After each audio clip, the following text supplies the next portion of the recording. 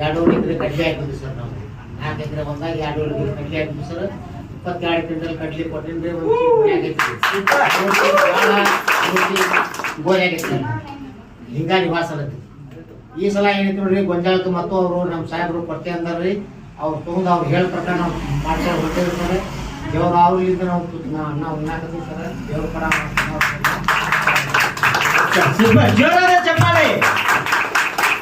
Thank you sir, thank you. ಅದೇ ರೀತಿ ಇನ್ನೊಬ್ಬ ರೈತರು ನಮ್ಮ ಜೊತೆಗಿದ್ದಾರೆ, ಅವ್ರ ಮಾತನ್ನ ಕೇಳೋಣ. ಎಲ್ರಿಗೂ ನಮಸ್ಕಾರ ಸರ್. ನಮ್ಮ ನರಗುಂದ ತಾಲೂಕು ಕಲ್ಕೆರೆ ಗ್ರಾಮ. ನಾವು ಫಸ್ಟ್ ಟೈಮ್ ನಾವು ಕಡ್ಲಿ ಉಣ್ಣೆ ಬೀಜೋಪಚಾರ ಮಾಡಿ ಆಮೇಲೆ 2ನೇ ಸ್ಪ್ರೇ ಮಾಡಿದ್ವಿ ಸರ್. 1 ಎಕರೆಗೆ 11 ಕ್ವಿಂಟಲ್ ಕಡ್ಲಿ ಬಂತು. ಮಧ್ಯಕ್ಕೆ 2-3 ಕ್ವಿಂಟಲ್ ಬಂದಿತ್ತು ಸರ್. ಇವಾಗ ಈಗ 11 ಕ್ವಿಂಟಲ್. ಬೀಜೋಪಚಾರ ಮಾಡಿದ್ವಿ ಸರ್. ಈಗ ಒಳ್ಳೆ ಇನ್ನೂ ಮ್ಯಾಗ ಸ್ಪ್ರೇ ಮಾಡ್ತಾರೆ. ಈಗ ಆಲ್ರೆಡಿ ಬಿತ್ತನೆ ಮಾಡೋದಾಗ ಬೀಜೋಪಚಾರ ಎಲ್ಲ ಮಾಡಿ ನೀವು ಮಾಡಿದ್ದೀರಿ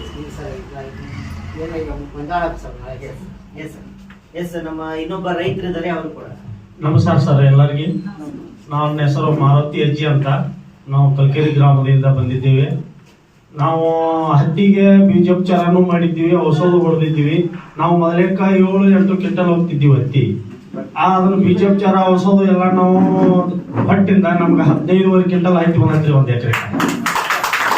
ಅದಕ್ಕಾಗಿ ನಾವು ಒಳ್ಳೆ ದನಕರುಗಳಿಗೂ ಕೆಲಸ ರೀ, ಮಿಲ್ಕೋ ಪ್ಲಸ್ ನಾವೆಲ್ಲ ಯೂಸ್ ಮಾಡಿದೀವಿ. ನಮ್ಮ ಆಕಳು ಒಂದು ಕಟ್ಟಾಗಿ ಮಕ್ಕೊಂಡಿತ್ರಿ.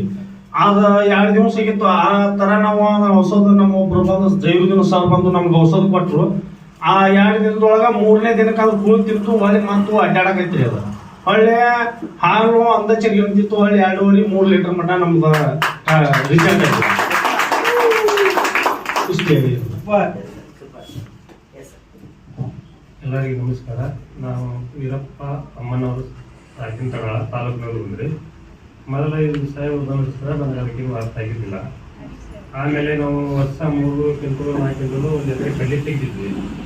ಮೊದಲನೇ ತೆಗೆದು ಬೆಳೆಸಿದ್ವಿ. ಮತ್ತೆ ಬಂದು ಇವರ ಎಣ್ಣೆ ಕೊಟ್ಟರ. ಎಣ್ಣೆ ಕೊಟ್ಟಿದ್ರೆ 14 ಎಕರೆ 1 ಕ್ವಿಂಟಲ್ ಕಡ್ಲಿಗಿದೆ. ಮುಂಚೆ ಎಷ್ಟು ಬಂದಿತ್ತು ಸರ್? 2 ಕ್ವಿಂಟಲ್ 3 ಕ್ವಿಂಟಲ್ ಕೊಟ್ಟಿದ್ವಿ. 2-3 ಕ್ವಿಂಟಲ್ ಅಷ್ಟೇ ಬರ್ತೀವಿ. ಇವಾಗ ಎಷ್ಟು ಬಂದಿದೆ ಸರ್? ಈಗ ಬಂದು 3 ಕ್ವಿಂಟಲ್ ಆಗೈತೆ 14 ಎಕರೆ. ಸರ ನಾವು ಕುರಿಗೆ ಏನು ತಗೊಂಡಿಲ್ಲ. ಅದ್ರಾಗ ಕಡ್ಲಿಗೆ 2 ಎಕರೆ ಹೊಡಿದಿಲ್ಲ. ಅದು 2 ಕ್ವಿಂಟಲ್ ಆಗೈತ್ರಿ. ಈಗ 8 ಕ್ವಿಂಟಲ್ ಬಿತ್ತೇವ್ರಿ. ಬೀಜೋಪಚಾರ ಮಾಡ್ಸ್ಯಾರ ಸಾಹೇಬ್ರು. ಹ್ಞೂ ರೀ. 2ನೇ 1ನೇ ಸ್ಪ್ರೇ ಮ್ಯಾಗ ಮಾಡ್ತಾರೆ.